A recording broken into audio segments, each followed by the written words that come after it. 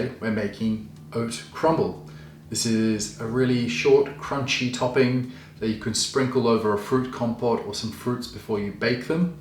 It makes a really moreish dessert, or just adds texture to the top of a cake. It's really simple to make. We're going to start by adding just an extra virgin olive oil, oat milk, and muscovado or brown sugar. And we're just going to take a whisk.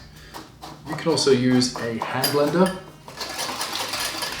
Something really magical happens when you combine any oil, plant milk, or water and sugar.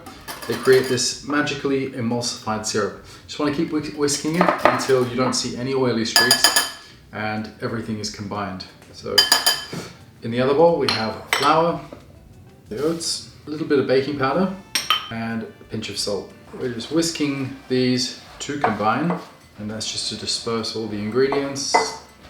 And then we add our syrup and we just mix it until it's combined.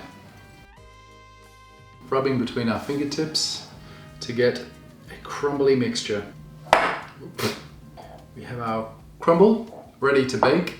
You can sprinkle it over some chopped fruit that's been sprinkled with sugar to make a crumble. You can sprinkle it on top of a cake before baking it for some extra crunch.